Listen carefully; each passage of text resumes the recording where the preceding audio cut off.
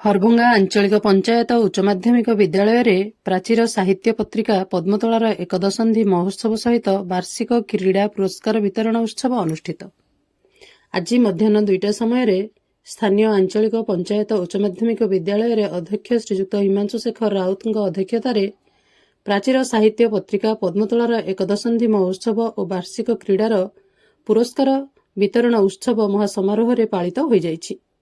ଉକ୍ତ ଉତ୍ସବରେ ସାହିତ୍ୟିକ ତଥା ସମାଜସେବୀ ଶ୍ରୀଯୁକ୍ତ ପ୍ରାଣବନ୍ଧୁ ସାହୁ ସମ୍ମାନିତ ଅତିଥି ଭାବରେ ଯୋଗଦାନ କରି ପଦ୍ମତୋଳା ସାହିତ୍ୟ ପତ୍ରିକା ଉନ୍ମୋଚନ କରିଥିଲେ।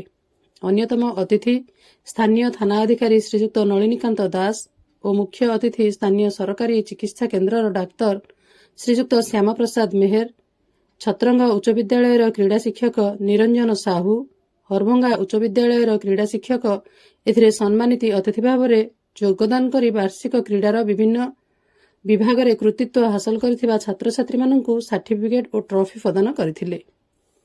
ପ୍ରଥମରୁ ଶ୍ରୀଜଗନ୍ନାଥଙ୍କ ପ୍ରତିମୂର୍ତ୍ତିରେ ପୁଷ୍ପାଞ୍ଜଳି, ଧୂପଦୀପ ଓ ଛାତ୍ରୀମାନଙ୍କ ଦ୍ୱାରା ସ୍ୱାଗତ ସଙ୍ଗୀତ ପରିବେଷଣ କରାଯାଇଥିଲା। ପଦ୍ମତୋଳା ସାହିତ୍ୟ ପତ୍ରିକା ସମ୍ପାଦକ ଅଧ୍ୟାପକ ସୁଦାମଚରଣ ପୃଷ୍ଟି ବିବରଣୀ ପାଠ ସହିତ କାର୍ଯ୍ୟକ୍ରମକୁ ସଂଯୋଜିତ କରିଥିଲେ। ସାରସ୍ୱତ ସ୍ରଷ୍ଟାମାନଙ୍କ ଦ୍ୱାରା କବିତା, ଗଳ୍ପ, ପ୍ରବନ୍ଧ ପାଠ କରାଯାଇଥିଲା।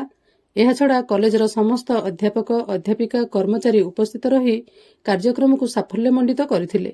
ସର୍ବଶେଷରେ ଅଧ୍ୟାପିକା ସସ୍ମିତା ହାଁସଦା ଧନ୍ୟବାଦ ଅର୍ପଣ କରିଥିଲେ। ବୌଦ୍ଧରୁ ବୈଦ୍ୟନାଥ ସାମଲଙ୍କ ସହିତ ହରଭଙ୍ଗାରୁ ଚିତ୍ତରଞ୍ଜନ ସିଂଙ୍କ ରିପୋର୍ଟ, ମୋ ଜିଲ୍ଲା ଖବର।